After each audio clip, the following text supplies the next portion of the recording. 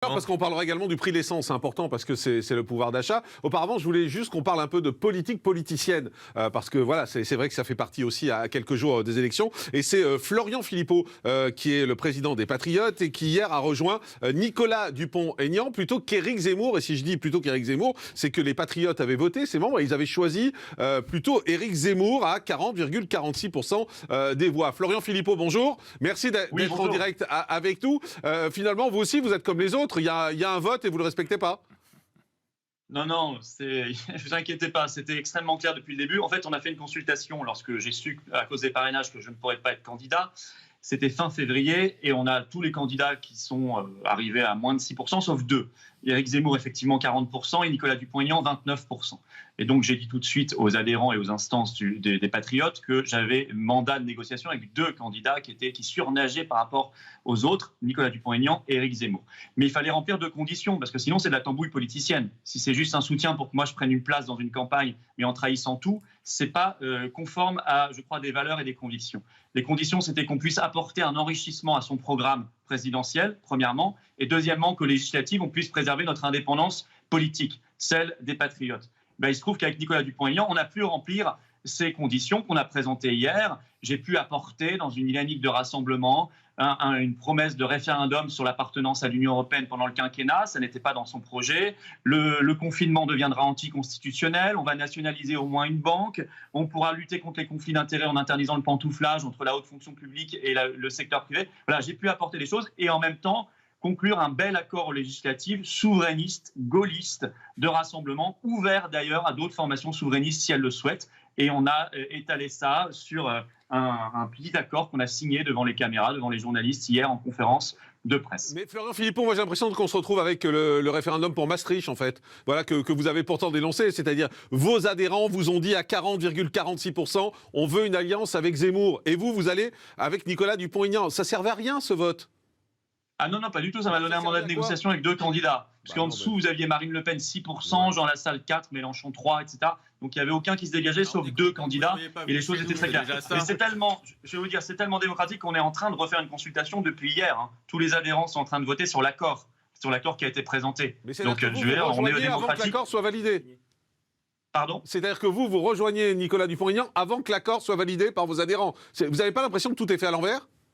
Non, je ne crois pas du tout. Ah bon, je pense que c'est extrêmement clair. C'est-à-dire que vos adhérents votent pour Zemmour, vous allez chez Nicolas Dupont-Aignan, vous rejoignez Nicolas Dupont-Aignan et après vous faites signer et valider l'accord par vos adhérents. C'est un peu de la tambouille politicienne que vous dénoncez tout le temps. Non, c'est justement l'inverse de la tambouille politicienne avec tout ce que je viens de vous expliquer. C'est-à-dire qu'un accord politique, c'est un accord de fond. Ce qui aurait été facile, c'est de dire d'ailleurs, personne n'a voté pour Éric Zemmour, puisqu'il n'y a pas de majorité absolue dans le vote qui est sorti. Mais je vais donc, moi, rejoindre une équipe sans rien négocier, sans rien apporter, sans rien changer, sur un programme qui n'est pas du tout le nôtre. Et puis, je vais prendre une place, et puis moi, c'est bien, comme ça, je deviendrai porte-parole de Reconquête ou je ne sais quoi. Ça, ce serait de la tambouille politicienne.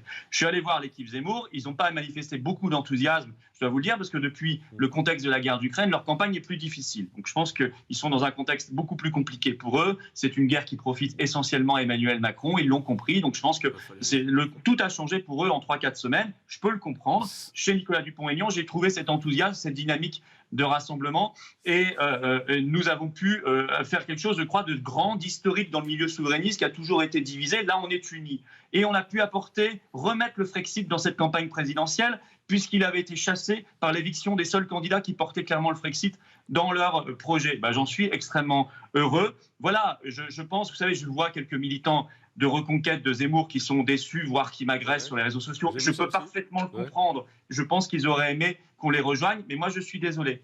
Moi, j'ai des principes, j'ai des valeurs, j'ai des convictions, j'ai un projet, j'ai une éthique à défendre, surtout que les choses sont claires de A à Z et je ne fais pas n'importe quoi. Et puis, vous savez, la présidentielle, c'est 2 tours. Il y aura un deuxième tour. Et je l'ai dit hier clairement devant les journalistes qui me posaient la question. Quelle que soit la personne au second tour face à Macron, je soutiendrai cette personne. Voilà, quelle que soit cette personne, parce que je pense que Macron est une catastrophe absolue pour notre pays. Et on vous oblige pas à voter Jean-Luc Mélenchon. Même si c'est Jean-Luc Mélenchon. Même si c'est Jean-Luc Mélenchon, effectivement. On vous demande pas votre soutien, on n'a rien à voir avec vous. Dernière question, Florian Philippot, il y a un petit bruit. Je m'en fiche, moi je pense à la France, monsieur. Il y a un petit bruit, une petite rumeur qui dit que finalement, c'est surtout que les gens d'Éric Zemmour vous ont dit qu'ils n'avaient pas vraiment envie de vous. Est-ce que c'est vrai ? Non, mais c'est pas ça. Je pense que les gens d'Éric Zemmour étaient très désireux depuis des mois. Et puis là, depuis, je viens de vous le dire, hein, depuis le contexte ukrainien, oui, ils n'ont pas manifesté beaucoup d'enthousiasme. Oui, je dois être très clair. Oui, on n'a pas pu avoir les deux conditions. On n'a pas pu du tout modifier, enrichir le programme. On n'a pas pu du tout préserver notre indépendance aux élections législatives. Je ne fais pas d'accord dans ces conditions-là, mais je n'ai pas d'animosité. J'ai aucune animosité. Ils font leur campagne très bien. Moi, je n'émets pas de critiques sur Éric Zemmour ou d'autres. Je défends un projet. Et avec Nicolas Dupont-Aignan, on défend maintenant un beau projet pour la France qui doit peser un maximum au premier tour, notamment parce que, vous savez, beaucoup de candidats défendent bien des choses très intéressantes sur l'immigration, sur l'économie, sur le social, sur ce que vous voulez, mais ils ne veulent pas qu'on aille récupérer notre souveraineté ni à l'OTAN, ni à Bruxelles. C'est contradictoire.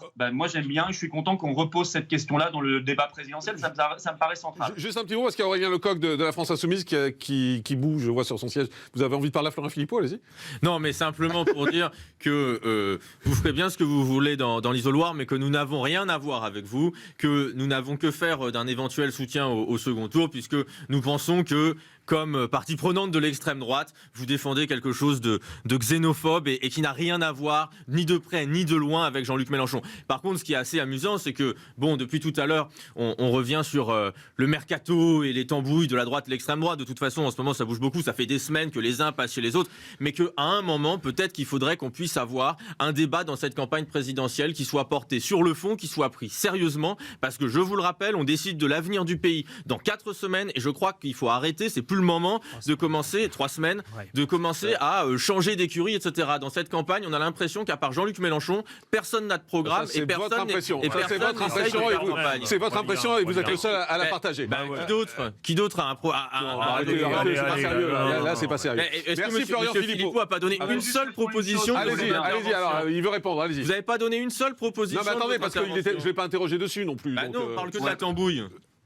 Non, je viens de donner au contraire 5 points programmatiques. Mais ne n'allez pas trop vite en besogne. Vous n'êtes pas du tout au second tour pour l'instant, donc rassurez-vous, cette hypothèse reste très fictionnelle. Hein. Non, vous inquiétez pas pour nous, on fait tout pour y arriver. Ça reste très fictionnel. Mais je vous dis juste une chose, si vous comptez simplement parler au second tour, si par extraordinaire vous y êtes uniquement aux électeurs qui auront voté pour des candidats mis à gauche au premier tour, vous ferez 20%. On parlera aux Françaises et aux Français, mais on ne s'adressera pas réfléchissez un tout petit peu avant de parler. On parlera aux Françaises et aux Français, ne vous inquiétez pas, de manière très large et rassembleuse, mais ça n'inclut pas des gens qui, comme vous... D'accord, vous n'avez pas envie de parler avec lui, donc on va arrêter d'en parler. Merci Florian Philippot, merci beaucoup d'avoir été en direct avec nous. Foncalisio,